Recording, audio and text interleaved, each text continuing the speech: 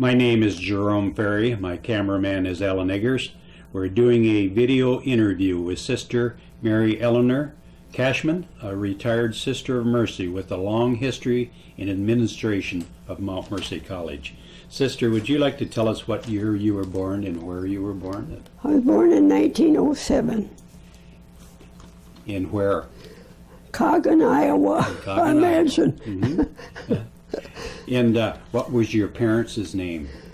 My dad was Thomas Francis Cashman, and my mother was Elizabeth Riley Cashman. It sounds like a Irish. It is. And the whole works. and what was your Christian name? Ruby Veronica. Ruby Veronica. If you can imagine how a good Irish woman would name a girl Ruby. Did you have any brothers and sisters? Yes, I have a sister Marie. She's the oldest of the family. Then I have a sister Eleanor, whose picture was up there, and she was. We'll show that later. She died in 1918, influenza. Eleanor, and then there was my sister Etheline. She's Sister Mary Thomasine. Etheline. And then the next one in the family was my brother Edward Francis. And then after Edward was the next brother Leo, and he was Leo Thomas Cashman. Marie, Eleanor, Etheline, Eddie, Leo, Ruby, Veronica, Raymond, Joseph, General, Cecilia. That's the whole outfit. Large Catholic family. Did you remember your grandparents? No. Didn't remember? No. Do you know if they come from Ireland, your grandparents? I'm sure they did. Yes, I'm sure they did. What did your dad do? What was his occupation? Farmer. He was a farmer?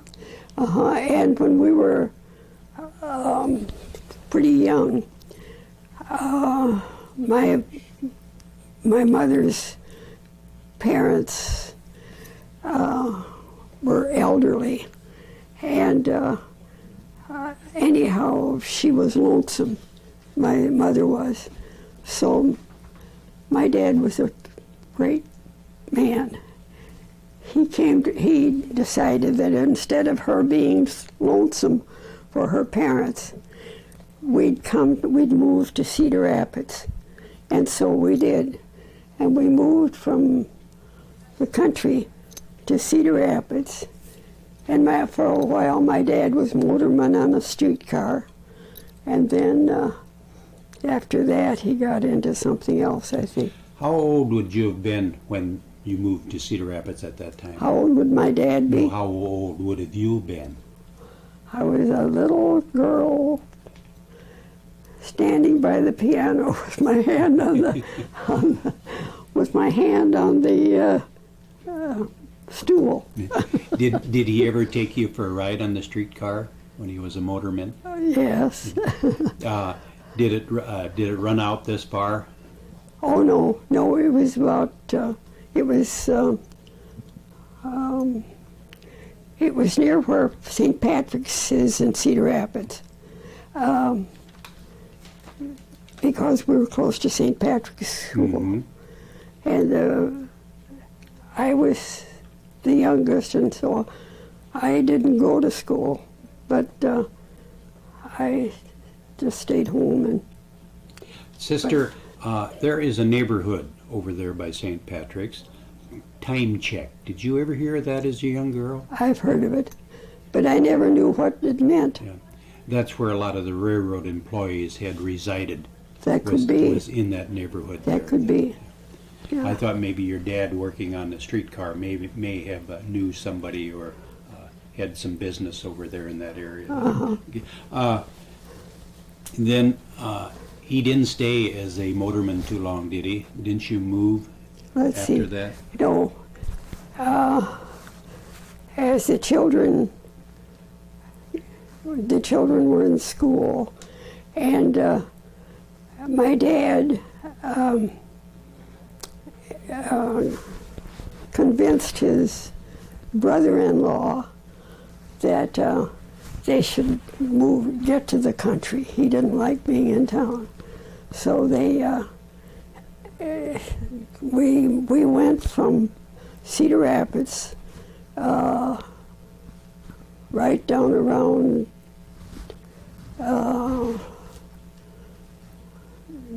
it was Buchanan County when you Buchanan County. No, we moved from Cedar Rapids to up to it was Buchanan County. I think it was. Was it Monty? Monty. My dad and his brother-in-law bought the place. And so we lived there for a time. Did you ever have to work on the farm, sister? I was always too busy being Ruby. Being a girl. Farm life wasn't for you. Where did you go to grade school then, sister? Well, let's see, I must have, well, see, I was at home with my mother when the rest of them were at St. Patrick's. Mm-hmm. So I just was the baby of the house. Yeah. And then where were you then when you went into school? Were you in Monty? Let's see, I must have been.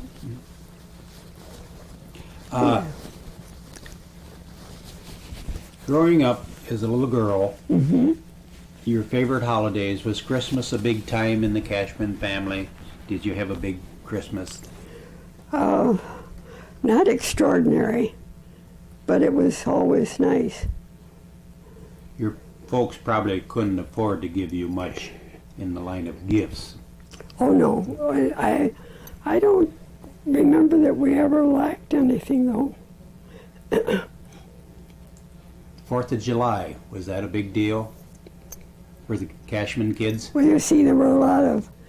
You see, my dad was often on the streetcar, and they all were busy about their own business. How about St. Patrick's Day? Did your folks celebrate on St. Patrick's Day, being they were good Irishmen? I don't think they made an extraordinary effort. Like they do now. Uh-huh. Yeah. No. Did you ever hear of green beer? I have. Have you? Did you ever have any green beer on St. Patrick's Day? Oh, I just thought of green beer more recently. Okay. I'd never heard of it before. Did you ever remember your folks doing Irish dances Irish dances? or Irish jigs? No. Never did. No. Did you ever hear them singing Irish songs? The girls did that pretty well. Did you ever sing any Irish songs? No, I never did have a good voice. The other one you sang the other day for me was pretty good. Oh, is that right? Did I tell you to sit down, sit down, sit down, you're rocking the boat? No, you didn't tell me that one. That's what she said each time he tried to kiss her. This is no Pullman car. Just anchor where you are. Sailors have been known to to carry many things too far. Sit down, sit down, sit down, you're rocking the boat. Did that something your father brought home from the streetcar days? Could be.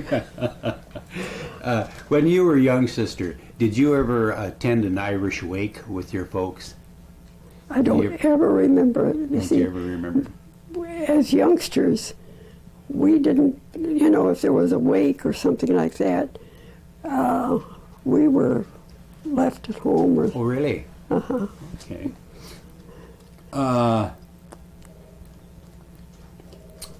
Do you remember how old you were when you became a postulant? I can think about it. Let's see. I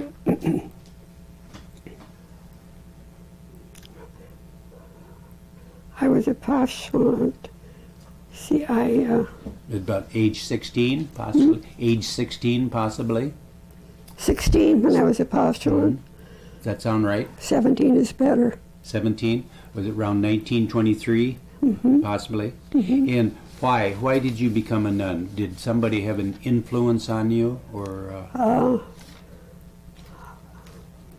See, I was in high school at Sacred Heart Academy, and I liked the sisters, and I wanted to, and so I came back here to school, and it was just natural to get acquainted with the sisters. And Your sister, she became a nun, and her name was Sister Mary Thomasine. yes, Was she about how many years older than you were? she was. Let's see. Probably, let's see. Marie was the oldest, and then I had a sister, Eleanor. Marie was. She your Thomasine would have been about 10 years older, possibly, than you were. Let's see, Marie was probably about 20. Marie, and then Eleanor was 2 years younger than she. And then Sister Thomasine was younger than that one, Ethel. Yep. And then my brother Eddie, and then my brother Leo, and then this is Ruby Veronica. The reason I was asking you, I was wondering if your Sister Mary Thomasine, talked you into becoming a nun, or whether you made this decision on your own. Oh, I made the decision on my own, but I'm sure the fact that she was a sister Had a lot of helped me make a decision. make your mind up. Yeah. So when you become a postulant, Sister, is that when you started teaching grade school? A postulant, I was probably about 18 years old. And you taught at St. Matthew's for a time, didn't you? Yes, but before that, I taught at Sacred Heart Convent. And, I taught the little ones there. And you did you have it, back then they didn't have teaching degrees, did they? You could teach as soon as you got out of high school, or did you have to have some type of certification? There wasn't, see, I was helped in the teaching, but in the early days, it was at Sacred Heart Convent, and the children were right there, and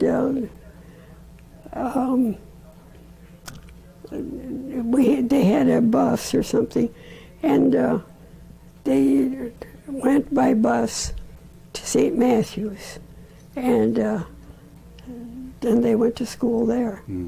Who was the priest at St. Matthew's when you were teaching?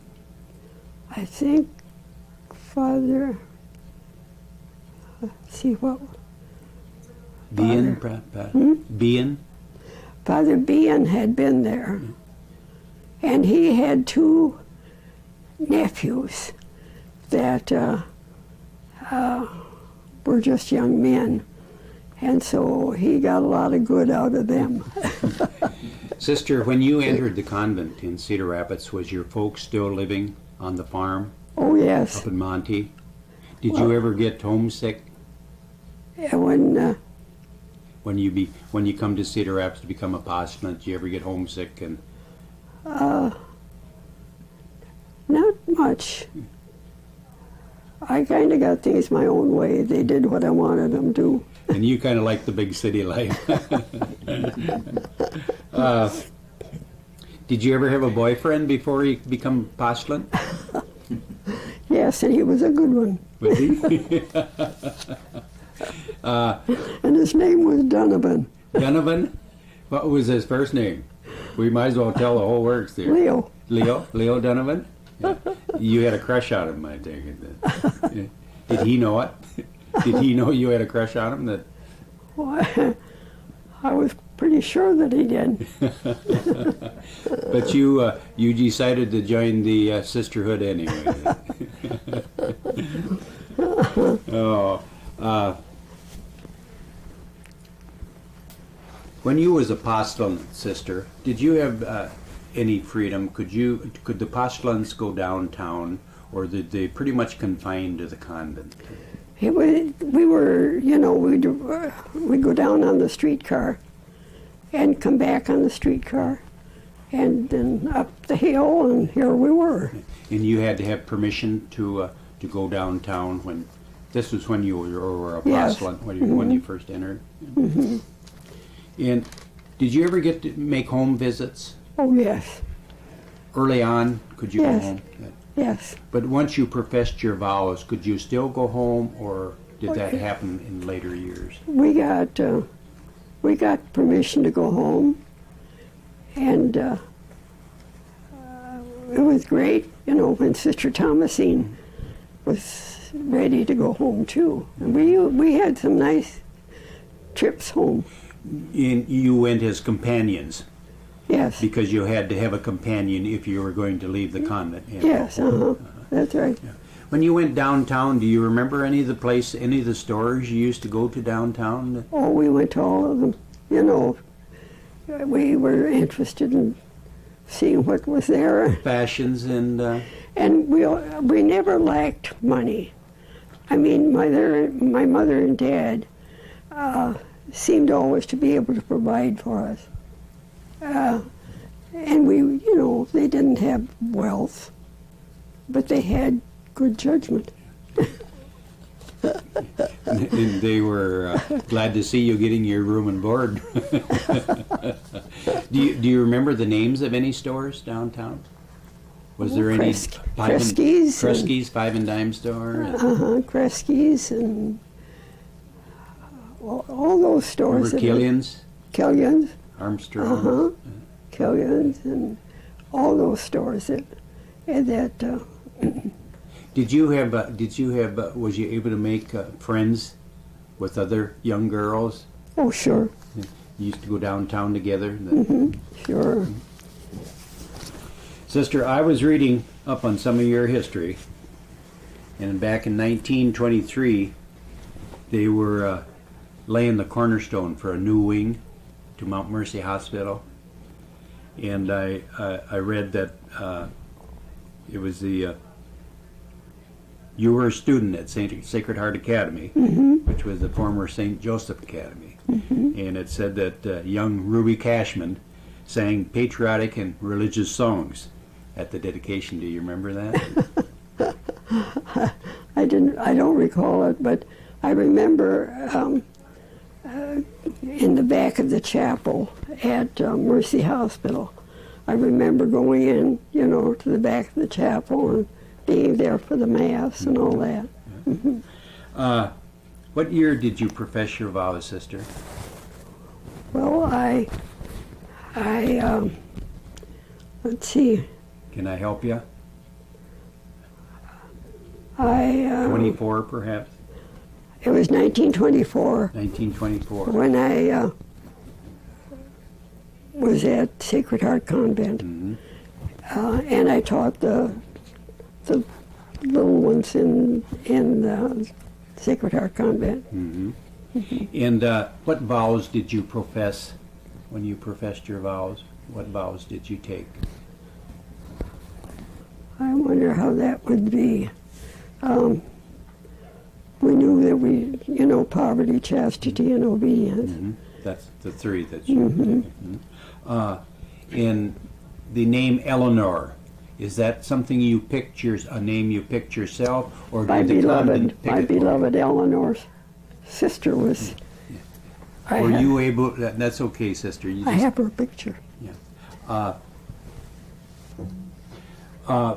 You chose Eleanor, the name of Eleanor. I did. Because of your sister. Yes. And this photograph is a picture of your sister up in the upper right-hand corner, Eleanor Elizabeth Cashman. And you said She died at an early age of She had influenza. influenza. Uh-huh. And how old was she? Do you remember when she passed? She was, she probably was about 20.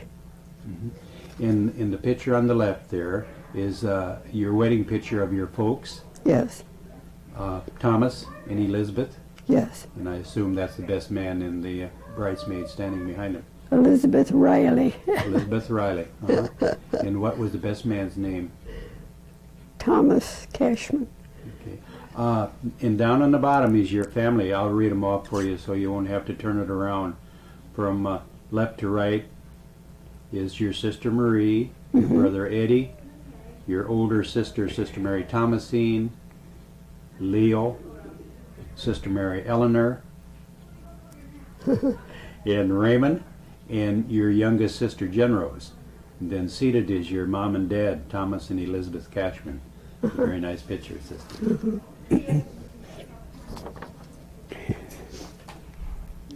So, sister, after you professed your vows, what was your job, your next teaching job? I assumed it was a teaching job. Yes, I taught at St. Matthew's for a time, back in about 1932. Mm-hmm. Did you ever teach up in Waterloo?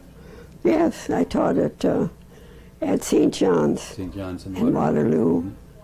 And, What grades did you teach? well, let's see, at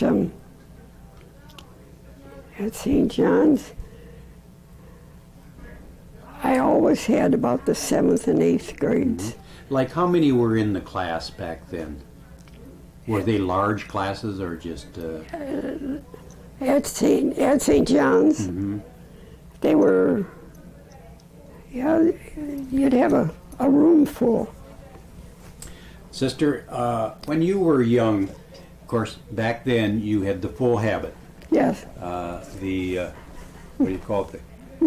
The gimp, gimp. underneath your chin on the breast, and then you had the full bonnet. Did you ever, as a young girl, did you ever find it was hard to get used to wearing that? Didn't mind a bit. Not even in the hot weather, you didn't. No. You did. It didn't seem to make you hotter. No. Then, sister, in 1941, you were assigned or elected the combined office of Dean and Registrar At Mount Mercy. at Mount Mercy. Was that a big job? Dean and registrar. Yes, because you have to work with the students. You know, they had classes and all that. But I always enjoyed working with them, and we got along fine. How did you get this job? Was it approved by the Archbishop or by the Mother General, or The Mother General. Mother General chose you? And that 1941, you took that on, and then you held that until 1947, and that's when Dr. George Griffin became the dean. The responsibilities kind of split off, and you stayed the registrar and the dean of students. What was the difference between dean and dean of students? Well, it was just a case of, you know, arranging their schedules and that kind of thing. And was it a job keeping tab on the young girls? Yes, but it was a pleasant job. I Come to liked town, them. they're rambunctious. I liked them, and we got along fine. Did they have a curfew? Oh, yes. Were they allowed to go downtown on weeknights? Yes, and that was part of my responsibility to welcome them home. To make sure they got home on time. Did you ever have much of a problem with coming back late. We got along pretty well. You had no trouble with straightening matters out. We did our best. Sister, I read in the history of Mercy that someone called the registrar office Mecca because that's where all the problems found a solution. Did you ever feel overwhelmed with all this responsibility? It just seemed natural. Because you were young enough, it didn't. And it seemed like it had to be done, and I was willing. Mm-hmm. No, I got along okay. Good. And I know you have a hard time remembering dates. That's why I keep mentioning these dates to help you out. In 1949, do you remember you and Sister Ildefonse making a trip to Chicago? To the I Palmer do. House? Mm-hmm. Do you? And we went, I had an opportunity to go abroad. You know, we went across the water. Mm-hmm. Well, the reason you went to Chicago, you met with the North Central Association Yes. board at the Palmer House, and you and Sister Ildefonse was to convince them that Mount Mercy should become a member of the North Central Association. Right. And did you convince them? Well, it was, you know, they just accepted it. Mm-hmm. Mm-hmm. And this, being accepted by the North Central, allowed Mercy Mount Mercy, to become a senior college. right. Up till then, you were just a junior college, and now you become a 4-year senior college. Mm-hmm. And in 55 to 56, you were an editor. Of the Mountain News? Mountain News. Yeah. Did you feel you didn't have enough to do, that you should? Well, I'm sure I was asked to do it.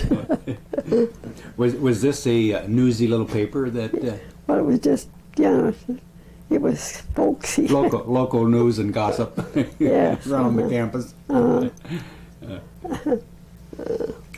I wanted to ask you, were you ever allowed in all of your years here at Mercy, were you ever allowed or had the time to complete 4 years of college education? Oh, sure. Did you? Oh, yes. When did you major in anything? Yeah. See, there probably were, I was just one of 2 or 3. Mm-hmm. But I don't know, we worked together a lot and enjoyed each other, and it paid. Mm-hmm. And talking about the convent now, was there ever many girls that you can remember that joined, become apostolant, and changed their mind and dropped out? They don't. I don't think that's common at all. If they decide to be sisters, they Follow through. They get their little black veil and get a job, and they're doing it. In June of '65, you were elected Mother General. Wasn't it something? Yes, yes, it was. Is that the big boss on the hill? See, I did things like that. What was a Mother General's duties? Just run the show. Run the whole show. Did you get a salary increase then? No. Just kidding you. That's but you still weren't overwhelmed with all your responsibilities. Well, I just faced the music.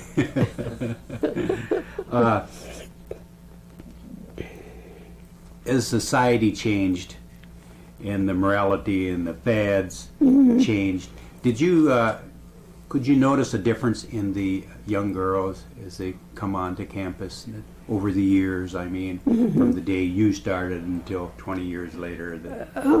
Not too much, you know. And there wasn't too much difference in them, but as Mount Mercy grew, we had more girls and all that. But it was just a case of working with them, and we had, we got along. In 1969, the college went coeducational. Was that the date? Yeah, that's what's the date in the book. Was that a big change for everybody on campus when men were allowed to come on campus? Oh, it was, but it worked fine, and they fit in.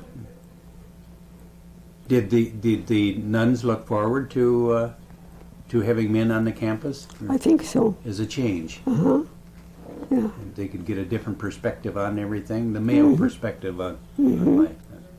And they enjoyed having the men on campus, and it worked fine. Sister, before I forget, we have a picture here of when you come up on the hill in 1924 after you professed your vows, a picture of the mansion, George Green's mansion. I'd like to have you hold that up for Alan so he could take a picture of it. That's on the mound at Mount Mercy. That was the original George Green mansion. Very good, sister. I didn't drop it. It's a wonder I didn't. The lady behind the desk said, "Don't drop it." when she seen me take it off the wall. Sister, in 1977, the board of directors give you an honor. They called it the Doctor of Humane Letters. You recognize this? Yeah. Would you like me to read it for you? Okay. I think it's very, very good. Mount Mercy College, Sister Mary Eleanor Cashman, RSM, Doctor of Humane Letters. Mount Mercy College honors today one of the most distinguished and devoted alumna. Sister Mary Cashman was first assigned to Mount Mercy College in 1941.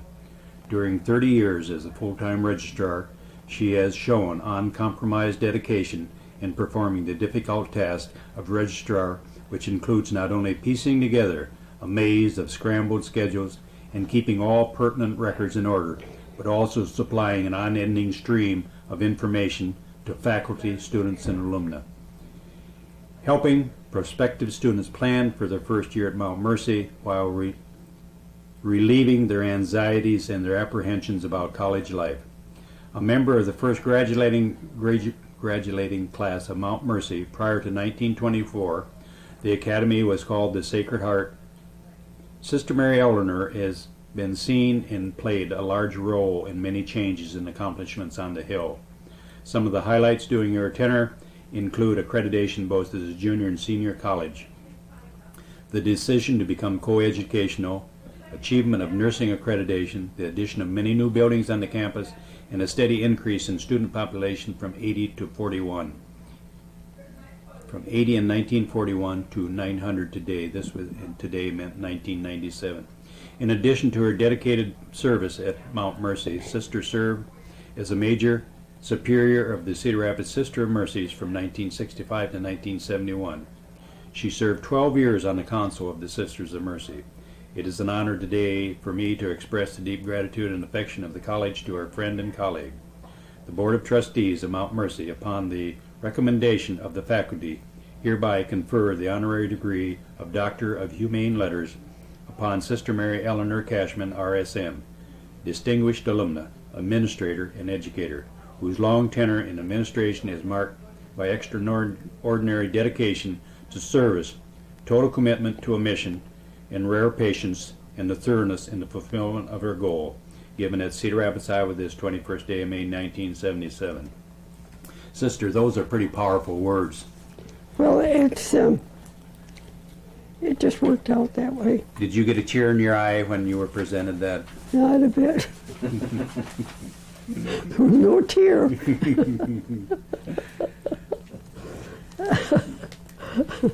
In 1978, Sister, St. Mercy celebrated their 50th anniversary. And it was a summer-long celebration, I understand. But at the culmination of it, they had at the Paramount Theater, they had an evening down there honoring Mount Mercy's 50th anniversary. And according to what I read in the book, that there was the orchestra as a final presentation of the evening. They played and sang a piece that was composed and written by Linda Williams. What? Linda Williams. She composed and dedicated with love and gratitude to Sister Mary Eleanor. It was the new alma mater for the Mercy. Do you remember that? No, I don't. Oh, hail our alma mater with spirit strong and true. And it goes on and on and on. You don't recall that evening at the Mount Mercy when they played that in your honor? I don't remember. You were probably so overwhelmed with all of this happening that. Sister, do you remember after Vatican II, when I've heard it said when Pope John opened the windows, did you welcome a lot of the changes that took place in the sisterhood after that, or didn't it really bother you? The change of habit and the Latin Mass to English? No. And it was just, it was, everybody was considerate about it, and so it was just a case of filling the bill. Just accepting it, and this allowed the younger nuns, if they so choose, they could wear street clothes and instead of the habits and. But they liked to wear the habit, I think. It's probably very similar to a uniform. You're proud. Yes. Of what you're doing and proud of your uniform. I can understand that. And if you had to have a coif that had starch and it was a hot day, it was a little miserable, but so what? That's why I asked you that earlier, Sister. You were very gracious about saying it didn't bother you. But I could see in hot weather, sure, sticky, humid weather, that would. But you offered it up to God. And you had another one. What year did you retire, Sister? I don't think I retired. No, in the in the sisters. Is it 1986 when you had your retirement party? It could be. I don't know. Is any of your family members still living? Let's see. Jen Rose, is Jen Rose? Jen Rose. Yes, Jen Rose lives in Cedar Rapids now. She's the youngest. And Raymond is deceased. Marie is deceased. And Eleanor died in 1918 in the influenza epidemic. And Ethelene is Sister Thomasine. And she's just the greatest. Sister, when you professed your vows, you were given a ring. And that ring, what's the significance behind the band? It could be ad majorem Dei gloriam, for the greater glory of God. For the greater glory of God, yeah. And this is very similar to a wedding ring that in the secular world would. And what's the other one, Sister? This one, that's my high school ring. High school class ring. And it says 1924. 19. MMP, Mount Mercy of the Pines. Mount Mercy of the Pines. That's what it was called then. That's what it was called. That's what she said each time he tried to kiss her. Sister, There's no Pullman car. Just anchor where you are. Sailors have been known to carry many things too far. that goes back for a long ways, doesn't it? Sister, do you recall or having any feelings about the Depression in 1933? I don't think we were aware, or at least I don't think so. What was going on in the outside world? Mm-hmm. 'Cause We were busy with teaching and preparing our classes and that, and then we worked with the students. And I imagine the Mother Superior did all of the worrying about where the food was coming from, and